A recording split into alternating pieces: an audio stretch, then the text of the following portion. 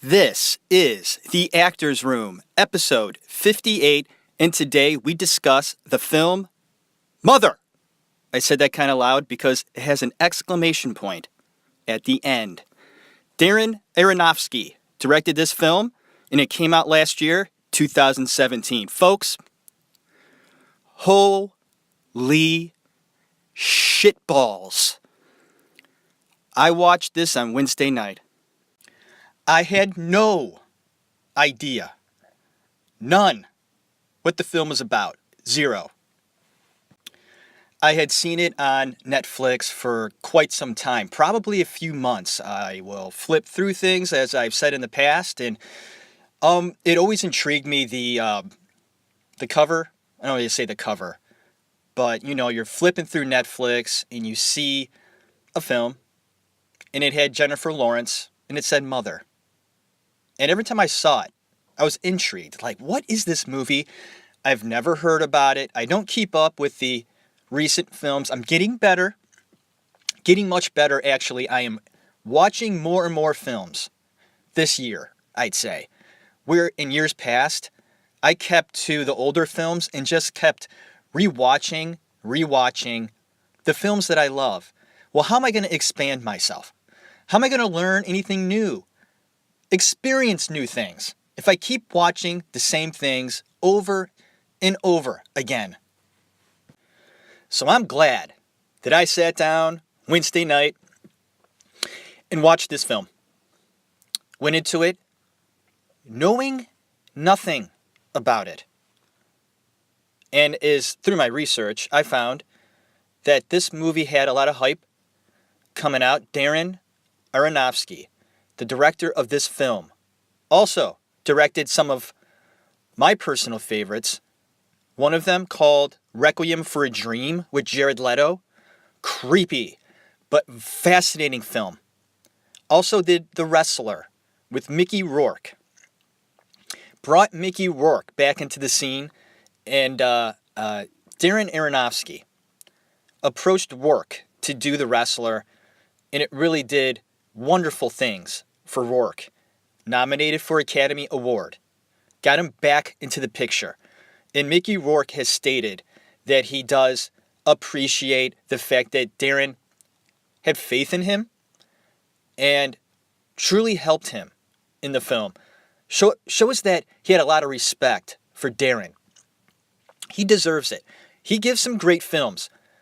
Another one that's kind of forgotten about, Black Swan with Natalie Portman. Didn't know he directed this. And when I saw Black Swan years ago, I was entranced.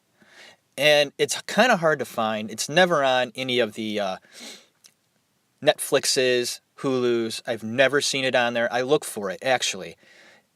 I want to see that again. A lot to say. The guy has a lot to say. Reminds me of a Kubrick. When he does a film, it is artful. It means something. Isn't that what it's all about? We want to watch a film, and we want to feel it. I watched this film, Mother, and oh, did I feel. I have anxiety issues. Just a little bit. I'm being sarcastic. I have big anxiety issues. I watched this film, and I was jumping out of my seat. I actually don't sit on the couch very often. I sit on the floor. I've always done that. I was jumping up from the floor, going, oh, damn. I was expressive. I was vocal. I was yelling at my television set. My wife, sitting behind me, is like, how can you watch this? I'm done. She left. She went to bed. I'll tell you something. This is what she did. I'm watching this. About halfway through, it's getting hectic. And my wife behind me says, wow, this is weird. And I agreed. And I went into this movie not knowing anything about it. And that's a good thing. I hope and pray some of you out there, go watch this film. Don't read up on it. If you haven't already, you get more out of it if you don't know anything about it. I thankfully knew nothing about this movie before I watched it. Thank you. And I had what you would call my own opinions about things. I was just entranced by the whole experience that Darren Aronofsky gave to the audience. And my wife, before she went to bed, read up on what happens later on in the film. She couldn't help herself. She knew she wouldn't be watching it like me. So she read up about it, closed her phone, looked at me and said, yes, I'm going to bed now. Good luck. So I paused the movie. I walked upstairs to tuck her in. I do that. I tuck my wife in. She goes to bed early. She loves to sleep. Me, I've always been a night owl since I was a kid. I just don't like to go to bed early.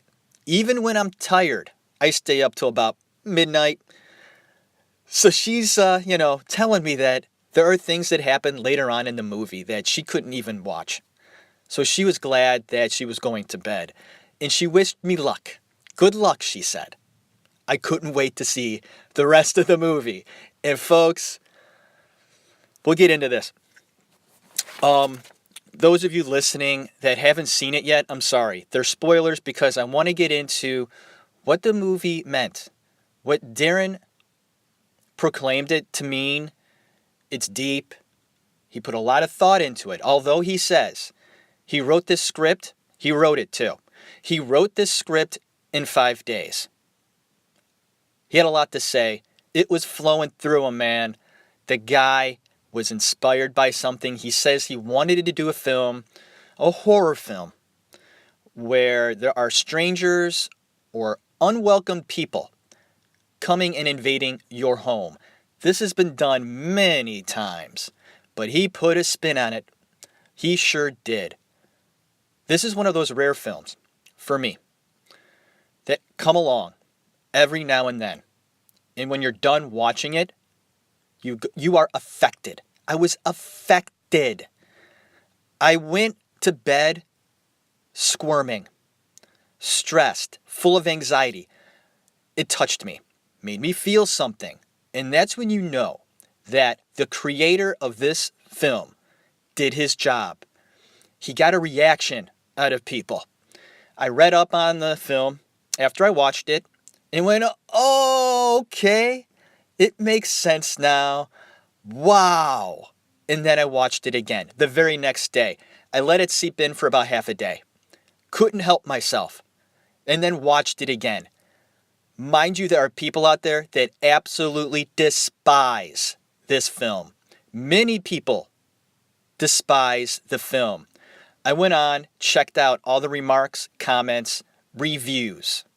I would say 80 to 85% of the audience absolutely hates the film. And I went through about 30 straight reviews that were 1 out of 10 stars, saying it was the worst movie they've ever seen. And I shake my head. Are you fucking kidding me? There's a lot of bad movies out there. So what they mean is they couldn't take it. And they say, oh, Darren's being pretentious. And that might be the case. He was expressing how he feels about certain things in religion, putting them on screen. He got himself into there, what he was feeling, what he feels about life, about God, about earth, in our state, in matters of what it all means. Fascinating concept. Folks, a movie like this doesn't come around very often. It doesn't. And those that hate it have a reason. And their reason makes sense. I'm not telling you how to feel. That's not my job. I'm here to express how I feel about it and what it means to me. And although this film very controversial, it's about religion, God, and things of that nature. touchy subjects. That's why people didn't like it. They felt it too touchy, too much, and the message itself, unnecessary. The meaning behind it, unnecessary. How dare you do these things on screen and make me feel this way? I guess through my research I found out that many people that watched this film in the theater couldn't take it and left in droves. That just, I guess I can understand it if they're leaving because the anxiety issue, those that suffer from that, I guess I can get it in that way. That it was so intense they had to leave. Okay. But those that left because they didn't like it, I think left in the part of the movie that we will get into later about a baby. So here we go. This is some heavy shit. Darren Aronofsky, 2017, Mother. This is my advice for people who haven't seen this movie yet. Watch it. Don't read up on it. Watch it. Let it sink in. Because of the fact you really don't know what it's about, what its meaning is, so on. Let it affect you for a day or two.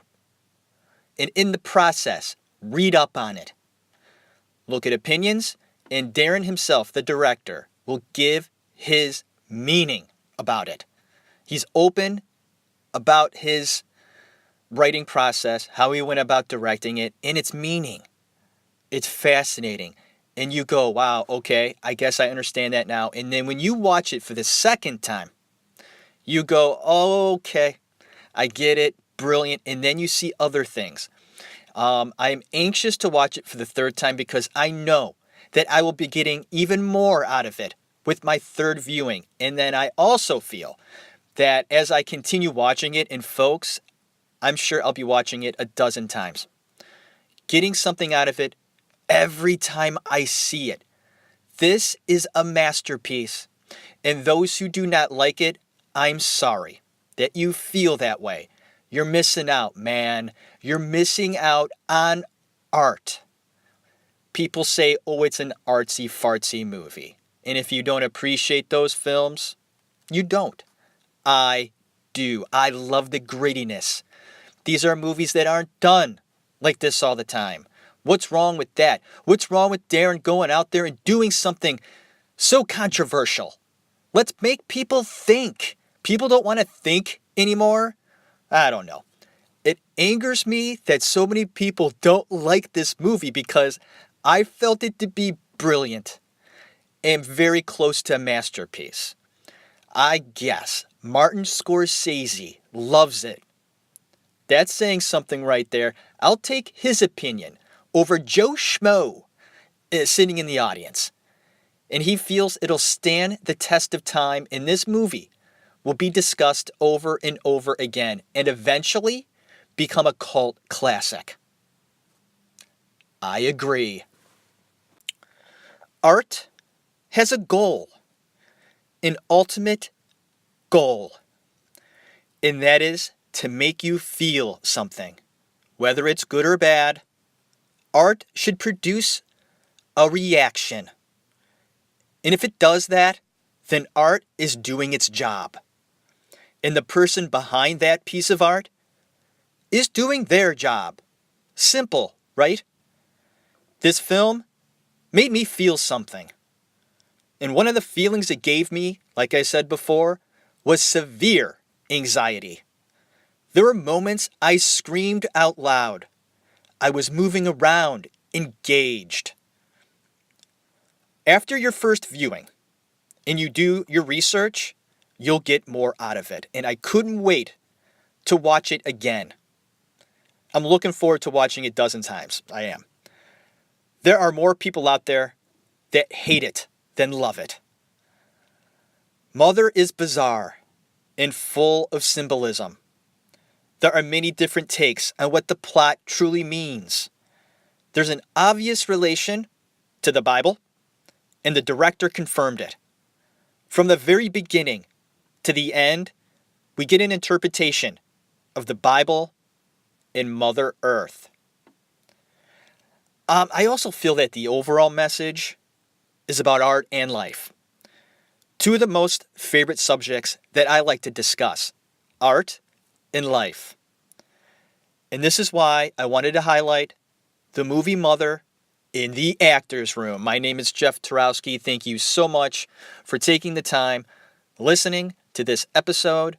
And it's a movie I've only done a few movies so far. I've done a Christmas movie, the National Lampoon's one with Chevy Chase, did that last Christmas. I did The Godfather. That was episode number 10. I did The Fisher King with Robin Williams and Jeff Bridges. And I think I also did, it's escaping me right now. I think I did another as well. But very rare doing a movie. And the one thing that I don't like doing is getting too deep into the plot, going like scene by scene, because that's really fucking boring. You don't want to hear me go on and on about the movie, dissecting every fucking line. That's just not fun. It's not fun for me, and I don't think it's very fun for the people listening. So I'm going to go ahead and point out what scenes grabbed me in a way that need to be talked about further. Okay, I'm going to reveal what Darren decided to do with the film in regards to the characters, what they meant, who they represent, the underlining theme of the movie, kind of what he felt or feels about Mother Nature and our place in it. I think this is what the movie is really about, is Darren's displeasure of how we treat our environment, everything around us, the earth, how beautiful earth is, how beautiful life is, and the mistakes that we're making as a race, the human race, and also our relationship to not only the earth, but our creator. So here we go, touching on some of the things in the film that grabbed me. A lot of it did. So let's do it and talk about Mother. I guess you can say that Mother is a horror movie. More of a... I don't know. Darren meant it to be a horror movie, and the last half of it surely is disturbing.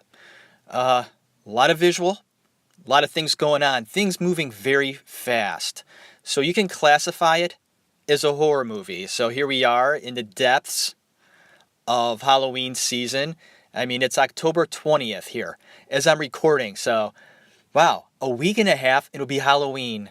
This week, oh man, this week went fast. This whole month of October has gone so freaking fast. Hasn't it? It has.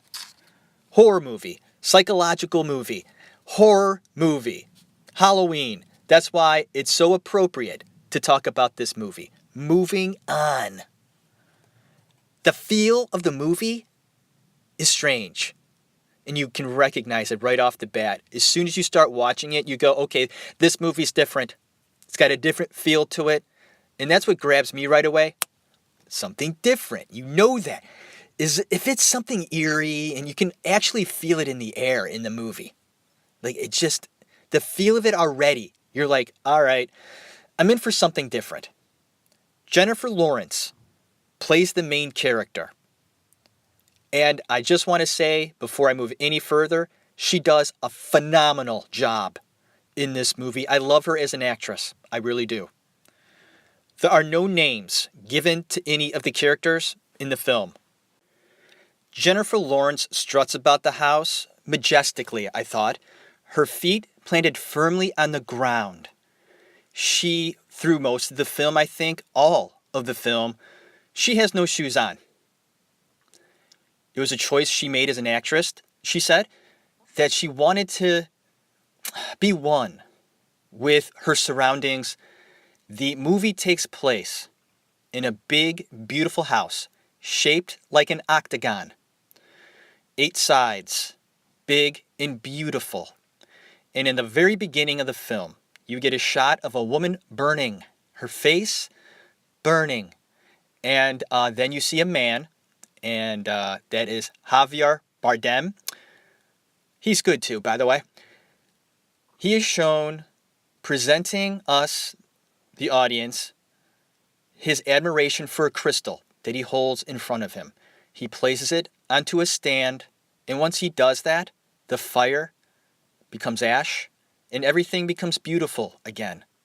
So, we are seeing from the very beginning something happen, something fierce. Fire signifies destruction. And once that happened and Javier put the crystal onto the stand, it signified life. Life. And we get to see things become alive all around. The house looks nice, and the first shot we see is Jennifer Lawrence, who we're going to call Mother.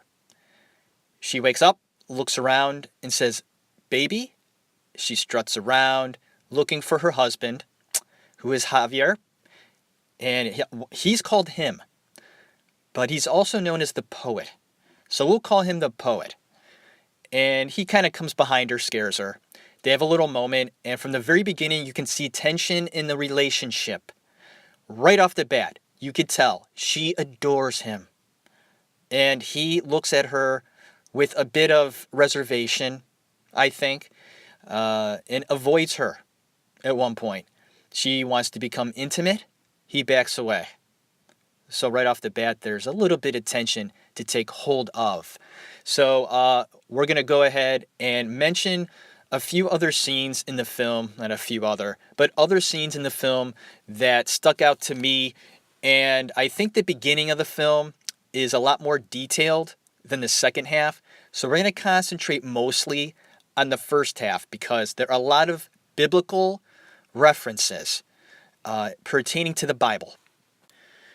I have a note here that Javier Bardem's character, the poet, is about 20 years older than Jennifer Lawrence. I think they did that on purpose. And the poet has writer's block.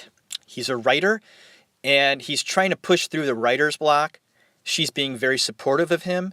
And you can see Mother loving her surroundings. You can tell the house means a lot to her. And because there was a fire in the house, she's looking forward to restoring it, taking care of things. This is her world. And I have here that she's very, she touches the wall. And when she does so, she could see how the state of things are in her world. She touches the wall. And we kind of, Darren shows us what's inside the wall. And what I got was, it was a beating heart. And at times, like in the very beginning, the beating heart is strong. She sees it, feels it, and she likes it. So Darren's showing us just the relationship between the home and Mother is strong. A difference between the poet and the mother. The poet needs inspiration. And guess what? There's a knock on the door. Strange. This house is in the middle of nowhere, and they don't get much visitors. Who's at the door? Ed Harris. Oh yeah, we love Ed Harris. I know, I do.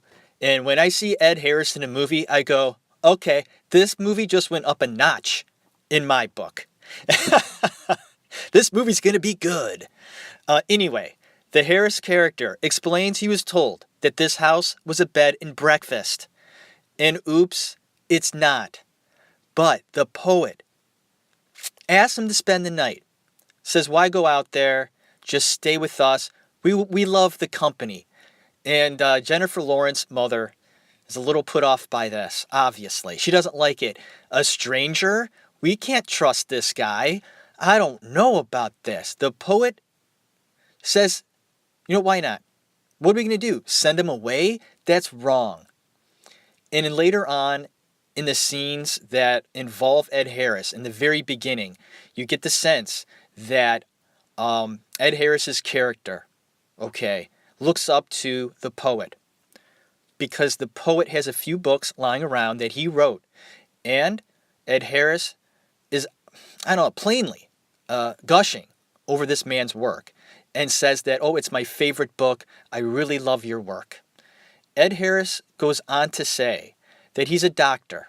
This is not true. Later on, it is revealed that he's just a big fan of the poet, and he's dying. His character coughs a lot. He smokes cigarettes, so it's obvious that he's dying. And his last wish was to go meet this poet because he's his favorite writer. He's a fanatic. And this is further explained in the movie when Mother is rooting through Ed Harris's stuff. And, by the way, Ed Harris is Adam. In reference to the Bible, Adam and Eve. He signifies Adam. So I guess we'll call Ed Harris Adam from now on. Mother looks through his things. She doesn't trust him and sees that he has, Adam does, a picture of the poet in his stuff. Weird, she thought. So now it's kind of revealed that the doctor, which was not a doctor, but Adam, is a fan of the poet. Adam, the fan, is also intrigued with the crystal he sees displayed in the house that signifies life. The poet explains that the crystal means everything to him, and Adam shall not touch it at any time. And it's obvious that the poet means it. Don't touch the crystal. It's off limits. So Adam and the poet talk and drink most of the evening. Mother falls asleep in her room, and she awakens to see that the poet is still not in bed. What's he doing? She walks downstairs and notices that the bathroom is occupied, and she hears retching, opens the door, and Adam is throwing up in the toilet, and the poet is right with him, holding him, helping him. And you also notice there's blood on the doctor or the fan. There are so many references to things. I get mixed up sometimes. He has blood by his ribs. And guess who shows up next? Eve. Played by Michelle Pfeiffer. I haven't seen a movie with Michelle Pfeiffer in I think about a decade. I'm not sure if she does a lot of stuff right now that I don't watch. That's probably the case, but I was like, oh my God, Michelle Pfeiffer. She plays Eve, and she is a bitch. A straight up fucking bitch. The way she treats Mother in this movie turned me off. And I want to say, the one thing I didn't like about Darren's choice of portraying Eve, she's too bitchy. She should have been a little more mysterious. It was way too obvious her disdain for Mother and the way she treated her and her home. She pushed her way in and was very disruptive, a little bit too nosy, and downright rude to Mother. And this is when I started to get a little upset. Because I was so involved in what was going on. I felt Michelle Pfeiffer's character, because nobody had names. I guess she was just the wife. The way she just pushed herself around in that house, helping herself to everything, snooping around. She actually went into the room that has the crystal, and Mother's like, you don't belong in there. Leave. And then Mother would be like, well, what's the big deal? Why are you being so blah, blah, blah? Oh, this movie affected me. Not only because it had deep, dark meaning, but just plain as day, life. If some lady was walking around my house, snooping around, nosing around, she has no fucking business going in rooms that don't belong to her. Man, so right off the bat, this was probably at the 30-minute mark. I'm starting to get itchy. I start moving around a little bit. I don't like it. It was making me very, very nervous. All right, okay. So this happens next. All right? Adam and Eve get nosy. They pick up the crystal that they're not supposed to touch, by the way. They're like kids. Adam and Eve, they're like fucking kids. They're snooping around, touching the crystal. Guess what? It breaks. It shatters everywhere.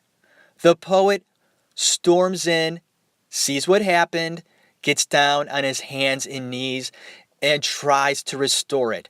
And screams. And obviously he's pissed. How dare they do this? I told them not to fucking touch it. Mother says, I think it's a good idea that you leave now. Adam and Eve say, we're sorry, it was an accident. And the mother doesn't care. Get the fuck out. She doesn't say that, but if I were her, I would have said that. This is an opportunity for me to say, get the fuck out of my house. A good enough reason. You broke his crystal. One of the most important things in his life, if not the most important thing in his life. You smashed it. He told you not to touch it. I told you not to touch it. How dare you? Get out. Eve looks at mother and goes, what's the big deal? And walks away. That angered me. My palms are sweating thinking about it. How dare you? Treat her that way. This is her home. You should get out. Mother looks in on the poet and the disaster that happened. He is so upset, he takes the broken crystal in his hands, squeezes, and blood comes out. He's that upset. She notices this. He looks over at her and says, give me a moment. She closes the door and approaches the room that Adam and Eve are in to probably tell him, why don't you leave quicker? She hears moaning, looks into the room. Adam and Eve are getting fresh. I guess that's a very appropriate time to start fooling around. This movie's weird, man. And of course, I'm not kidding. 5 seconds later, okay, you see the poet start boarding up the room the crystal was in, saying, oh, this will keep him out. This signifying the Garden of Eden or paradise. The fact that when Adam and Eve ate the apple in the Garden of Eden, in the very beginning of the Bible, this is what all starts it off, folks. God told Adam and Eve, do not eat from this tree. Everything else in this world is yours, but this tree. Eve couldn't help herself, okay? A snake, the devil, told Eve it's okay to take a bite out of that apple. It's fine. So Eve said, that apple does look juicy. She took a bite, and from then on, we were pretty much banished from paradise.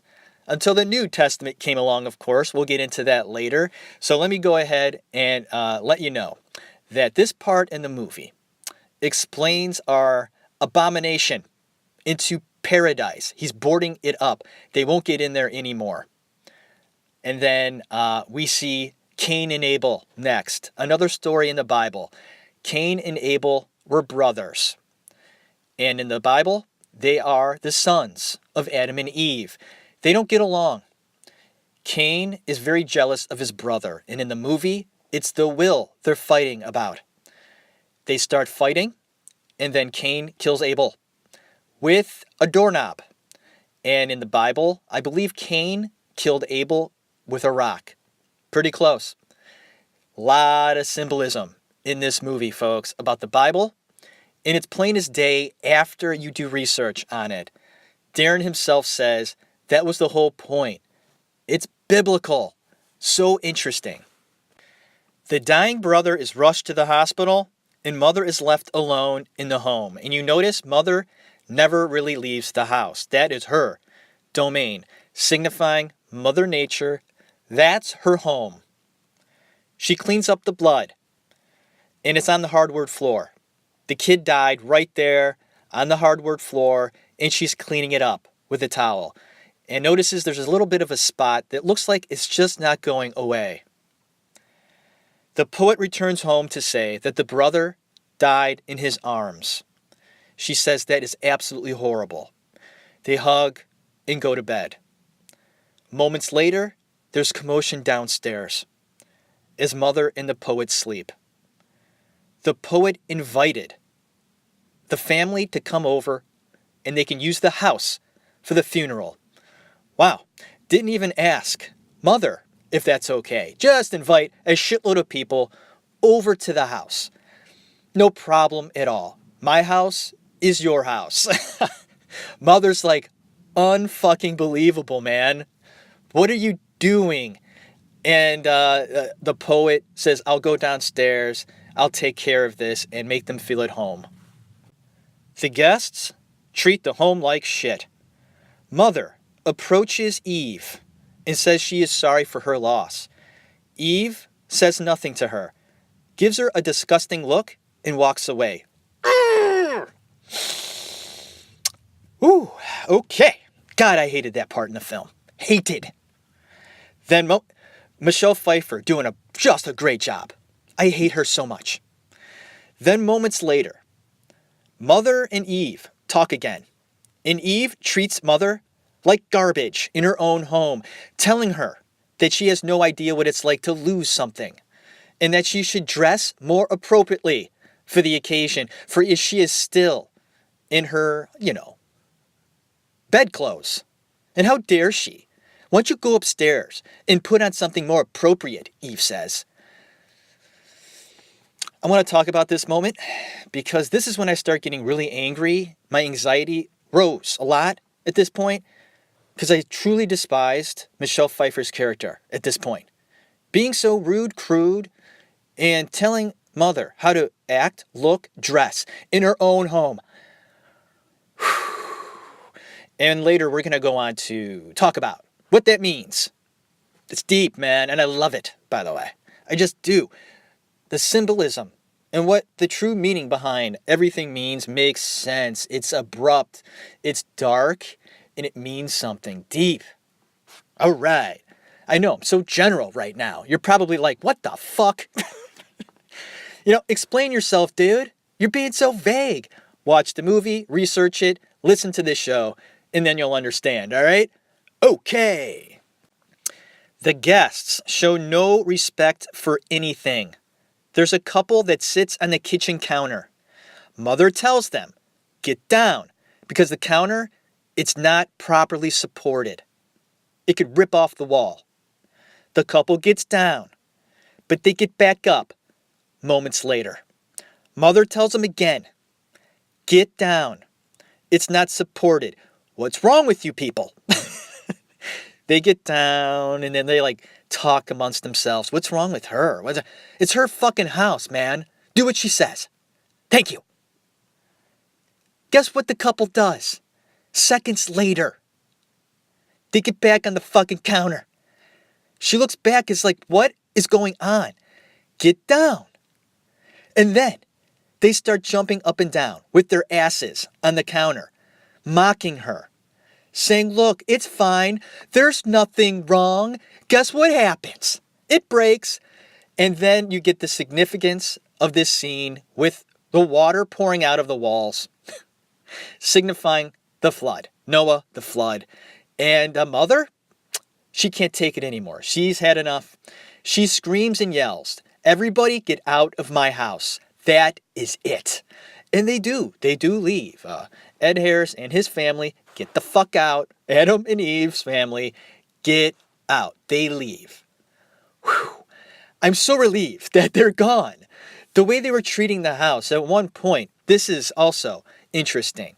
Mother's walking around the house, sort of seeing what's going on, how the guests are going upstairs, and a couple goes into their bedroom and sits down on their bed, and she's like, what are you doing? Get out of my room. That would freak me out. And then a little later on, there's people painting her house. I would freak the hell out if I saw somebody painting my house. Like, what are you doing? I'm supposed to do that, not you. I understand you want to help out. Good for you. But that's my job. It's not your place to start painting my house. And the guy says, well, we're just trying to help you out. It's our way of saying thank you for helping us and having us here today. And this signifies how us as humans try to help the earth in our own little way. And how Mother Nature's probably like, it's okay, just stop. I love the little things that Darren put in here. That was the first half of the film. The second half gets crazy. Real crazy. Mother Nature and the creator, the poet, God, struggled with their relationship. The poet needs inspiration, and he liked having people in the house. The people were his creation, humans. Humans make him feel good. The earth is just not enough to fulfill God's needs. The artist, the creator, the poet Man is interesting to him. Mother doesn't feel the same way. She finds humans do what they want with no consequences. They don't appreciate her home. And she asks the poet why she isn't enough for him. And she wants a child with him. You can't even fuck me, she says. He's taken aback by this and charges at her with passion. She actually resists him, but then gives in. They wake up the next morning and she says, with a smile, I'm pregnant. The poet is pleased with this and finds inspiration to write now. He's excited, he's inspired, and Mother is happy. Months go by, and Mother is about 8 months pregnant. There's a crib waiting for the baby to be born. The poet finishes his writing. He shows the mother. She reads it and cries and says it's beautiful. She even worries that he will leave her now, and he assures her he's not going anywhere. This writing signifies the New Testament. The poet's publisher calls on the phone. She loves it as well. The press want to talk to the poet. It looks like the project is a success. Later on that evening, the poet and Mother are about to have dinner to celebrate his success.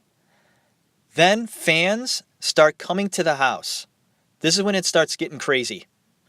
Before you know it, there are people everywhere, and chaos ensues. The first thing we see is a mother and a child coming into the house. The child has to take a piss. And Mother's like, well, this is no public bathroom house, you know? And the kid ends up pissing on the floor. And she's like, oh, okay, we'll get you to a bathroom. And in the bathroom, there's already some guy taking a piss in there. And that's when you know things are going to start going bad. And then there's like a line outside the door for people to use the bathroom. Folks, the chaos that happens after that is a way to show how humans come in and they are fans of the poet. They like what he had to say, right? God, the creator, the artist, his creation of humans, the word, the religion, people adoring him. And in the process, going through their stages of progression for being human, how it starts off real innocent, and then before you know it, they're treating her home like a dumpster. They're taking up all the resources. They start eating the food immediately, taking it. She says, that's not yours. They take it, and they use up the resources. And then eventually, of course, they start fighting. You see loud music, dancing, chaos, people pushing one another. Then you see sex, where you have portions of the house being used like, churches, basically, and how they are praising the poet for his work and paying homage. He actually sits down at a table like a writer would, signing books. Well, he takes a position in the house with a desk, and he starts signing things, and they're praising him. And let's get into this now. Darren, the director, is giving us his opinion on life here. You have the poet that signifies God, and I realize I'm saying signified too much. I'm going to stop saying that. Javier Bardem, the creator, the poet, is God. Jennifer Lawrence, Mother, is Mother Nature, the world. Okay? And then you have Ed Harris as Adam, Michelle Pfeiffer as Eve. You have Cain and Abel. And then you have the other humans in the film. Okay? Nobody has names. That's the human race. Bardem's character, God, is fascinated with humans. He created them. Okay? As much as the creator is inspired by Mother Nature, and by the way, Mother Nature is also his creation. It's not enough for him. Yes, he built this beautiful world, but he needs the world to have humans in it.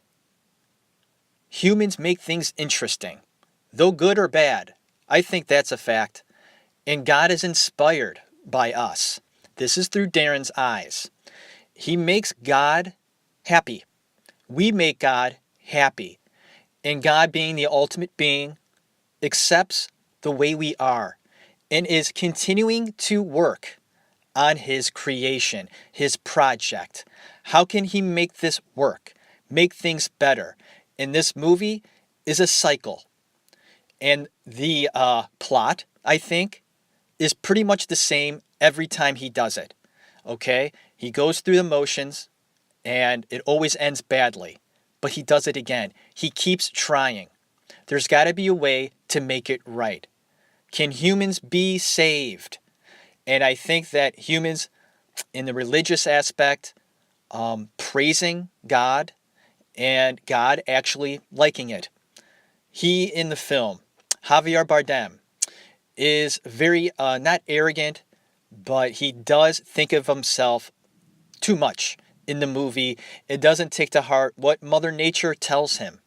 He doesn't love her as much as she loves him. And it bothers Mother Nature, okay? And that's just the way the creator is. He's more interested in the inspiration, the art of life. Mother Nature, if it were up to her, it would just be her and God. Why do we need the humans? And I just thought I'd put that in there about the meaning and how Darren saw that how we treat the world today inspired him to make this movie. And the most controversial part in the film is, of course, Jennifer Lawrence, Mother Nature, is pregnant, 8 months pregnant, about to have the baby. And there's chaos going on left and right. And you see people being killed. And I forgot to mention this cameo appearance by Kristen Wiig. I can't stand her, by the way, as an actress. She bothers me. I saw her in this movie come out of nowhere. I'm like, ugh. And her character is so dislikable. She ends up shooting people. Like in religious protest, she has people like, tied up on the ground, and she's executing them. Looks over at Mother Nature, and she calls her the inspiration, right? And she's like, oh, inspiration, where have you been? And then she looks over at other people around her and says, okay, you can get rid of her too. The way they treat Mother Nature, you can plainly see how Darren feels about it, about how we treat the earth, because they eventually just berate her. And we'll get into that right now.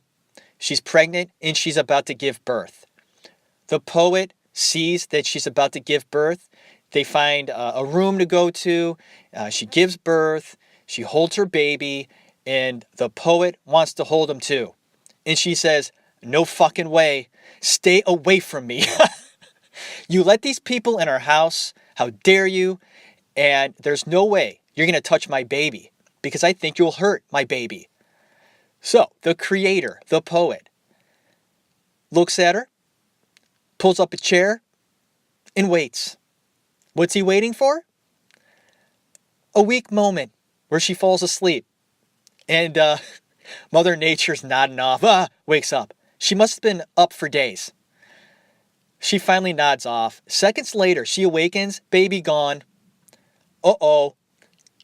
She runs out of the room, sees the poet, the creator, God, with the newborn baby. Before you know it, the crowd, the humans, have the baby. They have the baby like crowd surfing. The baby is being transferred over from hand to hand. The crowd's cheering, yay! This is supposed to be the Savior, Jesus Christ, of course. The New Testament, the Creator's Son. Moments later, and this is why I think most people despise this movie, and I can see why. The baby's neck snaps and dies. Mother is going out of her mind, of course. Just barreling away through people. What did you do? What is going on? Screaming. She gets to the end of this mob, and there's like an altar with the baby in pieces. They're already eating him in pieces, like the Eucharist that they do in church, where they call it the Eucharist. It's the body of Christ. I was raised Catholic. Every week, I ate the wafer. That was Jesus. That's a way that we can accept him. It's strange. Even back then, I felt it to be quite strange. And Darren goes ahead, puts this in the movie. The fact that religion looks at Jesus. He died for our sins. He'll never be dead. He'll always be with us. And this happens in the film. And I think it's just disturbing because it was a baby. I get it. It's really fucked up that they're eating a baby. But religion's like that, man. I mean, think about it. They say, this is the body of Christ. This is the blood of Christ. Eat it, drink it, in remembrance of him. Eating a part of him. And Darren put this in the movie, man. Brave move, disturbing, thought-provoking. All this stuff, man. I walked away from this movie going, God, jeez. What's really going on? And then the end of the film, of course. She can't take it anymore after this. She's actually killing some of the people that are eating her son. Deservedly so. She loses it, goes downstairs, lights everything on fire.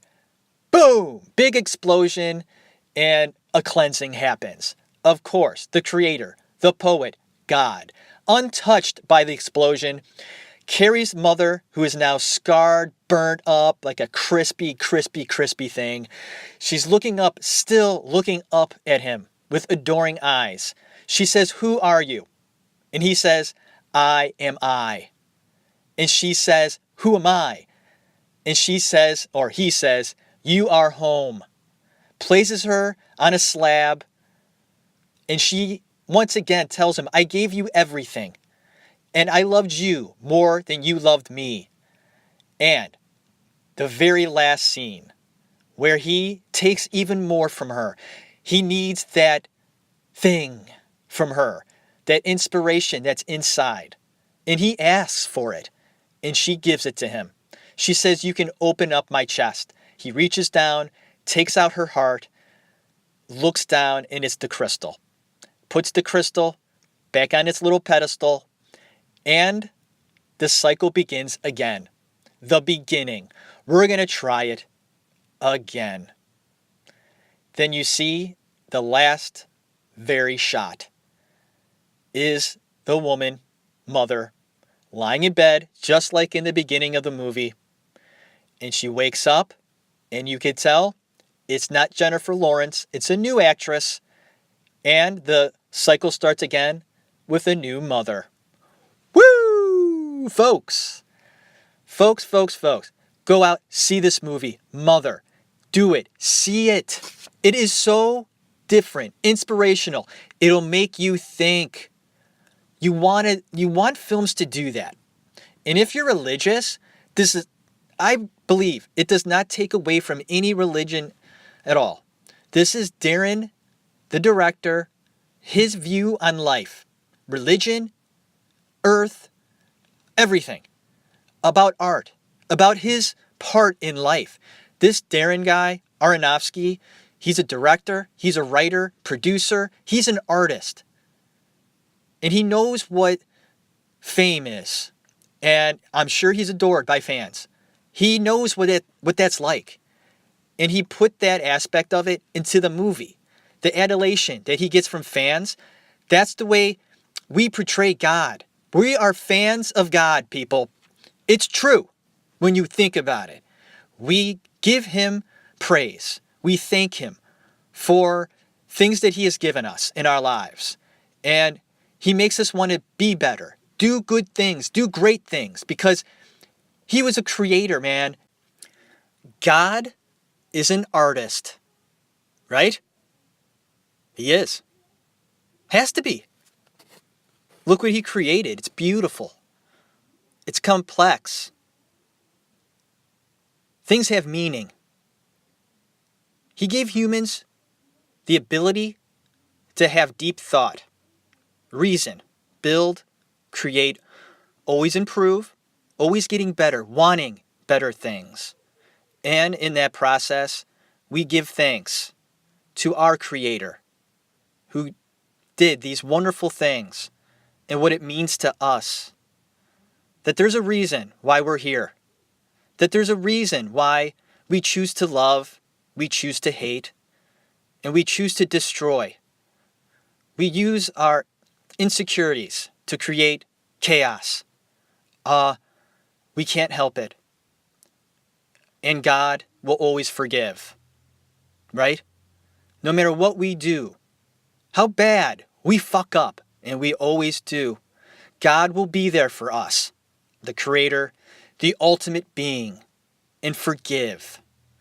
And if you feel in your heart that you're wrong, and you know you did wrong, then that's the point. But never give up the ability to love. Take a moment, think about people in your life, situations that have happened where you may hold spite over someone, and how horrible that really is. Call them up. Be the bigger person. Say you're sorry.